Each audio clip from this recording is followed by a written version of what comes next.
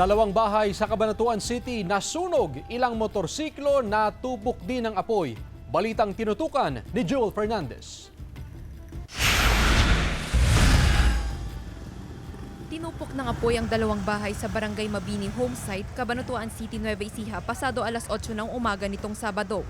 Wala ang 71 anyos na may-ari ng bahay na mangyari ang insidente. Tumagal ng 30 minuto ang sunog. Yung mga nag-accumulated na mga gamit na naipon ni tatay dito.